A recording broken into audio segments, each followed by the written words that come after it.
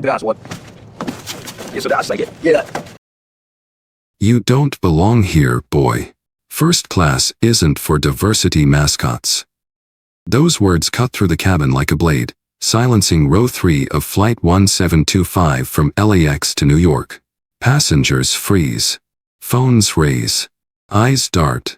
In seat 3A, 9-year-old Caleb Walker sits upright, his polished black shoes barely touching the carpeted floor beneath him. He doesn't flinch. Not yet. He just looks up. The man towering over him is red-faced, late 50s, the type of business veteran who drinks top-shelf scotch and thinks he's earned every square inch of the sky. His boarding pass is crumpled in one hand. Entitlement oozes from his voice. And he's drunk enough to say what most would never dare. "You heard me," the man snarls. "Get up, or I'll have you thrown off this plane." But Caleb doesn't move. He folds his hands in his lap the way his father taught him and says, clearly and calmly, "Sir, this is my seat. 3A. You can check the manifest." What happens in the next 7 minutes will ripple far beyond this aisle. The captain will turn the plane back to the gate. Security will be called. And by tomorrow morning, the man standing over Caleb will be unemployed, disgraced, and trending nationwide. But to understand how this moment became a lightning rod, how a child's dignity shattered a wall built from decades of bias, we need to rewind, just 24 hours, to a single decision made in a high-rise office overlooking downtown Los Angeles. This is not just a seat dispute. It's not just about race. It's about how we see power, how we treat children, and how America still struggles to make room for stories like this one. A black story worth telling. If this moment moves you, stay with us. This story is about to take off. And if you believe dignity should never come with conditions, hit that subscribe button and let us know where you're watching from. Because what happens next may just change how you see everything. The skyline of Los Angeles gleams like a cathedral of ambition. Glass towers stretch skyward, defying gravity, casting long reflections over the Pacific horizon. Inside the top floor of one of those towers, Donovan Walker adjusts the cuffs of his Navy suit and stares out across the city he helped transform. He is 42, tall, athletic, with a quiet intensity that fills any room. The CEO of AegisNet, one of the fastest-growing AI security companies in the country, Donovan is known for his discipline, his strategic mind, and a voice that never rises, even when he is furious. Behind him, a meeting room buzzes with his executive team, discussing final logistics for the AI Future Summit in New York. Donovan, however, is thinking about something else. His son. 9-year-old Caleb Walker is more than just his only child. He is Donovan's legacy, his reason, and his greatest responsibility since the day he buried Caleb's mother. That was 6 years ago. Since then, Donovan has raised Caleb with the same care and precision he brings to boardroom deals. Morning routines timed to the minute. Debate nights on Tuesdays. Critical thinking worksheets on Saturdays. But always, time for pancakes on Sunday mornings. This morning, Donovan made a decision. "Cancelled a jet," he told his assistant. "He's flying commercial." Heads turned.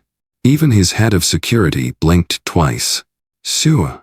she asked, cautiously. "It's time," Donovan said. He needs to know how the world works outside the bubble. If he's going to build the future, he has to understand the present.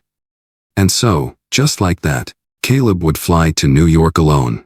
Not truly alone. His security team would be nearby, his ticket flagged for VIP handling, his details triple-checked. But Donovan knew the truth.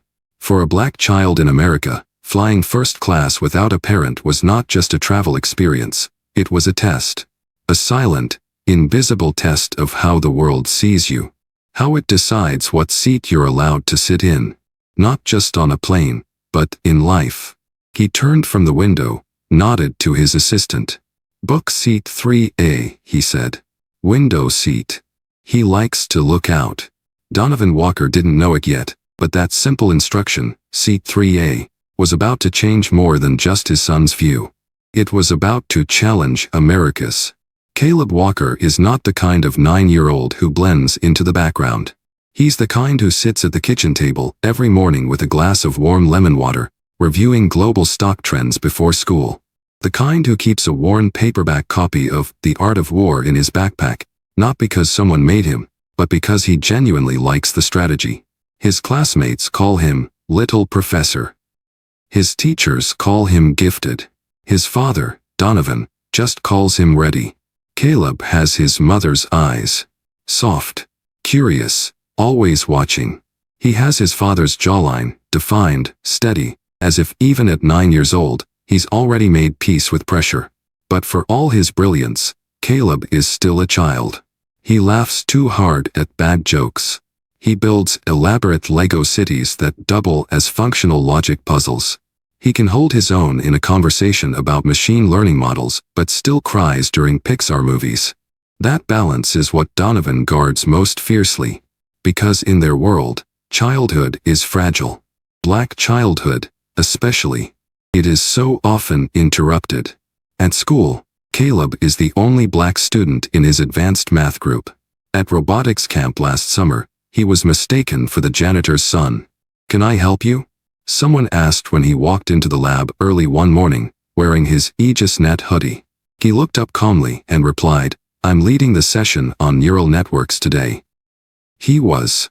And he did. Caleb's mother, Lauren, had been a cultural anthropologist, brilliant, warm, endlessly patient. She used to tell Caleb, "The world will try to put you in boxes. So you better know who you are before they try." Since her passing, that voice has become part of Caleb's own inner compass. That's why he doesn't argue when his father tells him he's flying to New York solo. He simply nods and asks what time his flight is. Because Caleb knows this isn't just a trip. It's a lesson. A rite of passage wrapped in TSA lines and in-flight beverages. And he's ready for it. What no one knows, not his father, not the flight crew, not the man who will try to steal his seat, is that Caleb Walker, age 9, is about to remind a nation that brilliance comes in all shades. And respect should never be a negotiation. Saturday morning in Los Angeles begins with golden sunlight and the quiet hum of a well-oiled routine. Inside the Walker residence, a modern, minimalist home tucked into the Hollywood Hills, breakfast is already underway. Caleb sits at the marble kitchen island, a linen napkin in his lap, calmly stirring the honey into his peppermint tea. Monica, the family chef, places 2 slices of sourdough French toast in front of him. He thanks her without looking up, eyes still scanning the checklist his father left on the tablet. Essentials for the trip. 1 passport. Checked. 2 backup chargers. Checked. Digital copy of the conference briefing. Uploaded. Noise-canceling headphones, monogrammed luggage tag, custom cufflinks, everything in place. Kendra Fox, head of Donovan's personal security, leans against the doorframe, watching Caleb with an expression somewhere between admiration and disbelief. "You sure you're 9? She asks. Caleb smirks slightly, his version of a smile. "My birth certificate says so." She laughs, then checks her phone. The flight from LAX to JFK is scheduled to depart at 11:45 a.m. Traffic will be moderate. She's already spoken with TSA VIP services. Everything's green-lit. Donovan enters the room in workout clothes, having just returned from his morning run. He touzles Caleb's neatly trimmed curls, earning a rare eye roll. "You ready?" Caleb nods. As always. Donovan kneels to his son's level, taking a moment to adjust the tiny AegisNet pin on Caleb's blazer. "This isn't about proving anything," he says softly. "You're not out there to impress anyone. Just remember who you are." "I will," Caleb says. And he means it. An hour later, the black Escalade pulls up to LAX private terminal entrance. No lines. No chaos. Just discreet service and silent efficiency. Kendra walks 1 step behind Caleb as he moves through security, his tablet in one hand, boarding pass already scanned into the system. The agent at the counter hesitates for a second, eyeing the boy, then the name on the screen. "Mr. Walker?" she asks. "Yes," Caleb replies with polite certainty. She smiles, impressed. "Well then, Mr. Walker, We'll get you boarded as soon as pre-check is complete. Inside the first-class lounge, Caleb settles into a leather chair with a clear view of the runway. He orders orange juice with no pulp and opens his tablet to review the agenda for Monday's summit. He's flying solo. But he doesn't feel alone. Not yet. The cabin of Flight 1725 is quiet, serene, the kind of curated stillness you only find in first class. Leather seats. Gentle lighting. The rustle of newspapers and the muted clicks of laptop keys fill the air as boarding continues. Caleb is already seated in 3A. He's arranged his things with surgical precision, tablet on tray table, jacket folded neatly beside him, cufflinks shining subtly in the overhead light. He's reviewing the morning agenda for the AI Future Summit when the shadow falls across his screen. A voice follows. "Hey, kid. That's my seat." Caleb looks up, slow and composed, just like his father taught him. Standing before him is a man in his late 50s, tall, graying, and wearing a $1,000 suit that doesn't quite hide the sweat stains beneath his collar. "Excuse me?" Caleb asks. The man scoffs, holds up his boarding pass like it's a badge of honor. 3A. I've had this seat every month for the past 8 years. So move. Caleb blinks once. "My name is Caleb Walker," he says clearly. "And this seat was booked for me 3 weeks ago. My boarding pass matches. You're welcome to confirm with the flight attendant." The man doesn't even look down. Instead, his lips twist into a sneer. Cute. A little VIP kid playing dress-up. "Look, I'm not interested in whatever corporate stunt this is. Get up." The surrounding passengers begin to stir, some looking over the tops of their newspapers, others pausing mid-email. One woman nudges her husband. A man in row 2 slowly begins recording. Still, Caleb doesn't move. "If there's a mistake," he says carefully, "the flight crew will sort it out. But I'm not moving unless they ask me to." That's when the man's voice sharpens. Not louder, but colder. "You don't belong in this seat. I don't care who your father is." There's a pause. First class isn't for diversity mascots. The words hang in the air like smoke. Slow. Heavy. Toxic. Behind them, a flight attendant turns the corner, her smile faltering as she takes in the scene. Kendra Fox, watching from the jet bridge, reaches instinctively for her phone. And Caleb? He sits perfectly still. His spine straight. His voice calm. "I think you need to speak to the flight attendant, sir. I'm not the problem here." But the truth is, he already knows he is. Not because he's done anything wrong, but because in America, being young, black, and unbothered in a space not built for you is sometimes all it takes to spark a storm. "Sue, I need you to lower your voice." The flight attendant's words come quickly, sharp with forced calm. Her name tag reads Claire. Her eyes dart from Caleb to the man looming above him. Gregory Dalton doesn't flinch. He leans closer to Caleb, ignoring Claire entirely. "You deaf or just arrogant?" he growls. "I said get out of my seat." Passengers in rows 2 and 4 are now watching openly. A young couple across the aisle has their phones out. The soft hum of first class has vanished, replaced by tension thick enough to taste. Caleb takes a steady breath. His father always said, "Never rush to defend yourself. Let your calmness do it for you." "My name is Caleb Walker," he says again. "This seat was purchased for me directly. My boarding pass confirms it." Claire steps in now, placing herself between the two. "Mr. Dalton, let me check the manifest." But Dalton isn't listening. "I've earned this seat. Every single upgrade. Every mile. And I'm not about to be bumped for." He stops. But the pause is worse than the word that doesn't come. Everyone hears what he doesn't say. Caleb doesn't blink. "My father says dignity is armor," he says softly. "And I brought mine." Dalton laughs, a bitter, scornful sound. "Of course. Quoting your father. Who is he, exactly? A rapper? Or did he cash out some crypto and think he belongs in my section of the plane?" Claire raises her hand now, firm. Mr. Dalton. That's enough. Gregory turns to her, incredulous. I'm being told off now for defending my seat? You're being told off for verbally harassing a minor, Claire replies, voice steady. And I'm asking you, again, to step aside while I verify the situation. More phones are out now. A man in row 2 is live streaming. A woman in the back of first class whispers, "That's Caleb Walker. I think his dad's the CEO of AegisNet."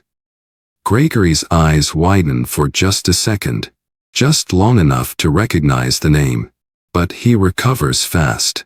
"Oh, now we're bringing tech royalty into it," he snaps. "Is this some publicity stunt? Some diversity initiative from the airline?" Caleb doesn't move.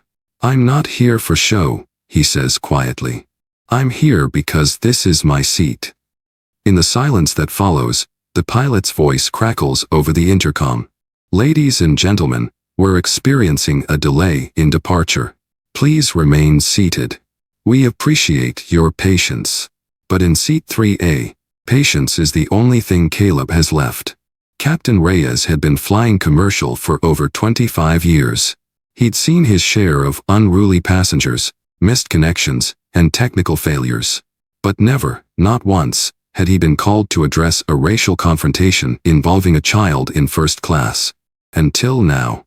The call from the lead flight attendant came through his earpiece as they completed final checks on the runway. "We've got a situation in row 3. Minor involved. Needs escalation." Reyes didn't ask for details. He just stood, adjusted his cap, and made his way out of the cockpit. Back in the cabin, the air was taut. The kind of silence that fills a space when something is happening but no one wants to be the first to name it. Passengers looked away and then back again, caught between discomfort and curiosity. A few kept their phones angled just discreetly enough to capture the moment. Gregory Dalton, still red-faced, stood like a monument to outrage, muttering under his breath about loyalty, upgrades, and quotas. Claire stood next to him, one hand on her tablet, the other slightly raised in a non-verbal plea for calm. And Caleb? Still in seat 3A. Still steady. Still silent. "Mr. Dalton," Captain Reyes said evenly, his voice carrying authority like a judge entering a courtroom. Dalton turned, halfway through another complaint. "I'm the captain of this aircraft," Reyes continued. "You've been asked multiple times to take your assigned seat, 3C. You have refused. You've used language that violates our passenger conduct policy. And you've done so in front of a child." Dalton opened his mouth, but Reyes held up a hand. "This flight is now delayed. Our gate is being reconnected. You will be removed from the aircraft by security." Dalton looked around for allies. None came. Even the flight attendants were silent now. Even the other executives, men in suits just like his, were avoiding his gaze. "You're siding with a kid?" Dalton spat. "A kid who's flying solo with a last name that probably bought that seat?" Reyes didn't blink. "I'm siding with safety. With respect. With rules." Within minutes, the jet bridge locked back into place. 2 airport officers boarded, calm but firm. Dalton tried to bluster. Then he tried to reason. Then he begged. None of it worked. As he was escorted down the aisle, the passengers in first class stayed quiet, until one woman clapped. Then another joined. Then another. And in the middle of it all, Caleb sat still. Not triumphant. Not smug. Just composed. As if he had known all along that character, not status, would decide who belonged in seat 3A. The moment Caleb Walker's calm met Gregory Dalton's outrage, the camera phones were already rolling. By the time Flight 1725 was taxiing back toward the runway, minus one disruptive passenger, snippets of the confrontation had begun to circulate online. At first, just a few blurry clips on Twitter and TikTok. A shaky video showing a red-faced man being escorted down the aisle. A quiet boy in seat 3A refusing to move. But something about this particular story struck a nerve. Maybe it was the setting, first class, where children like Caleb are rarely expected, let alone defended. Maybe it was the words, "You don't belong here," echoing a truth that many had heard in different forms their whole lives. Or maybe it was Caleb himself, calm, dignified, poised like someone 3 times his age. By lunchtime on the East Coast, hashtag Seat 3A was trending across every platform. By mid-afternoon, a clip of Caleb saying, "I brought my dignity," had been retweeted over 300,000 times. And by evening, it was official. The story had gone national. Cable news anchors debated the ethics of first-class entitlement. Podcasts dissected the role of unconscious bias in public spaces. Think pieces flooded Medium, LinkedIn, and The Atlantic. "The most important seat in America right now," read one headline. "Black excellence at 30,000 feet," read another. The name Caleb Walker became a symbol, not of victimhood, but of clarity, of grace under fire. Aegisnet's press office was inundated. Reporters wanted statements. Schools wanted to send letters of support. Civil rights groups wanted to elevate the story further. But Donovan Walker, watching the social media storm from his Manhattan hotel room, made one thing clear: no press. Not yet. This wasn't about the brand. This was about his son. He had already spoken with Caleb's flight crew. He knew his son was safe, calm, still focused, still carrying the weight of the day like a young man who understood its magnitude, but refused to let it define him. But Donovan also knew the power of momentum. And stories like this, black stories grounded in dignity, didn't surface every day. For now, he watched. He listened. And as the world reacted to the boy in Seat 3A, one thing became clear. This wasn't just a viral moment. This was a cultural mirror. And Caleb Walker had just become its unexpected reflection. Donovan Walker had faced hostile takeovers, multi-billion-dollar mergers, and government hearings on AI ethics. But nothing, compared to watching his 9-year-old son's face as the clips played on repeat across every screen in his Manhattan hotel suite. Caleb's voice was calm in the video, unshaken. But Donovan could see it, the tightness in his son's jaw, the pause before each word, the effort it took not to flinch. He had taught Caleb composure. He had taught him discipline, reason, and how to hold the room with silence. But he had not wanted him to use those tools at 35,000 feet, in defense of his right to exist with dignity. The summit in New York was important, Aegisnet's biggest showcase of the year. Donovan was scheduled to keynote at 9 a.m. By 7:40, he was already walking out the door. He canceled his appearance without hesitation. No scripted remarks. No proxies. No PR polish. Instead, he called his pilot and gave a single instruction: "Get me home." His assistant tried to argue. "The press is requesting comment. They want you to respond." Donovan simply said, "Not to them. Not yet." Back in Los Angeles, his home office was already buzzing with activity. Crisis communications, legal briefings, news clippings rolling in faster than anyone could sort them. But Donovan wasn't thinking like a CEO. He was thinking like a father. He called Kendra first. She confirmed Caleb was home safe, calm. No tears. Just quiet. "He hasn't asked to talk," she said. "But I think he's waiting for you." Donovan nodded, already on his way to the airport. The press would ask why a billionaire CEO let his son fly alone. They'd ask why he didn't respond faster, why he didn't issue a corporate statement, why he didn't lean into the headlines. But Donovan knew something they didn't. Caleb didn't need a viral moment. He needed his father to show up. And when he walked into their house that night, found his son sitting silently on the edge of the bed, still in his blazer, still holding his boarding pass. Donovan didn't speak right away. He just sat beside him. Because some responses don't need press releases. They need presence. The room was quiet. Donovan sat beside his son, their shoulders barely touching. Caleb's boarding pass lay folded on his lap, the creases worn deep from nervous fingers. His blazer was still buttoned. He hadn't changed, hadn't moved much since coming home. Was I wrong? Caleb asked, eyes forward. Donovan turned to him. Wrong about what? For staying in my seat. For not yelling. For letting him talk to me like that. Donovan breathed in, slow and steady. He had been waiting for this moment. Not to lecture, but to listen. You weren't wrong, he said. You were brave.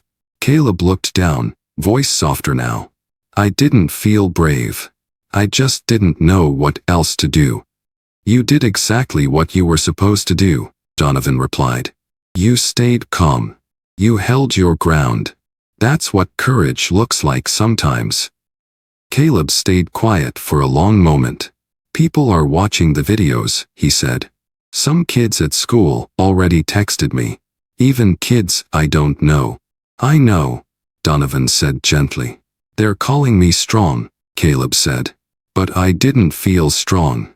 I felt like I wanted to disappear. Donovan reached for the folded boarding pass and smoothed it out on his leg. You don't have to feel strong to be strong, he said. You stood your ground without raising your voice. That takes more strength than yelling ever could. Caleb looked up now. Will it happen again? Donovan didn't answer right away. He looked his son in the eye. Maybe. Maybe not. But here's the truth, Caleb. The world will test you, sometimes because of your ideas, sometimes because of your skin, sometimes just because people carry pain they don't understand. He placed a hand on Caleb's shoulder. But every time, you get to decide who you are in that moment. And what if I get tired? Caleb asked. Donovan smiled, though there was weight behind it. Then you rest. You come home. You let the people who love you remind you why you're enough. Caleb nodded, quiet again. But, Dad. Yeah. I didn't give him that seat. Donovan leaned in closer. I know. And I don't think I ever will. A pause. A breath. You shouldn't have to, Donovan said. Not for anyone. And in that shared silence, something shifted between them. Not just father and son, but two black men in America, one learning, the other remembering, what it means to stand your ground in a world that too often forgets your worth. Gregory Dalton hadn't even unpacked his carry-on when the calls started. The first was from his firm's HR director. Cold. Brief.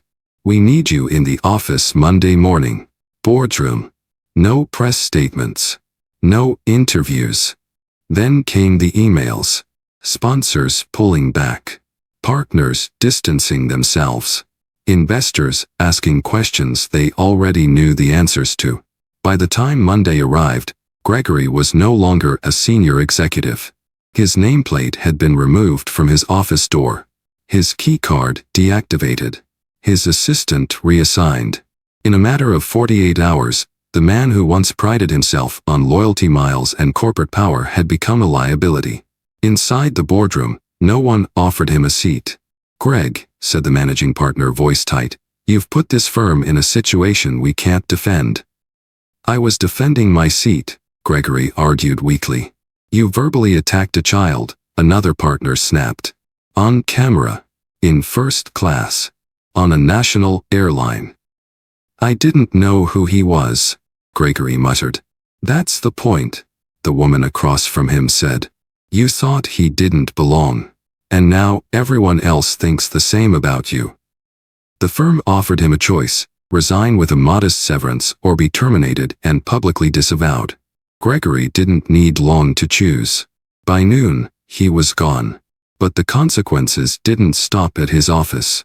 His youngest daughter came home from school crying. Someone had printed out a screenshot of the video and taped it to her locker. His wife, once a quiet presence at fundraisers and charity boards, now fielded whispered questions from neighbors. Gregory tried to push back. He issued a formal apology online. Said he was tired. Said it was all a misunderstanding. That he never meant to cause harm. But the words fell flat. Because people had seen it. They'd watched him tower over a child and demand submission. They'd heard the slur without hearing the word. They'd felt the entitlement in his tone.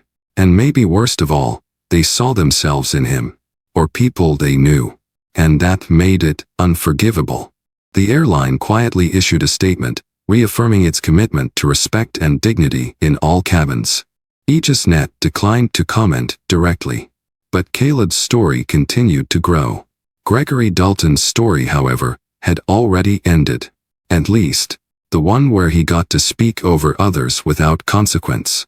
A week after the incident, Caleb stood behind a podium that barely reached his chest.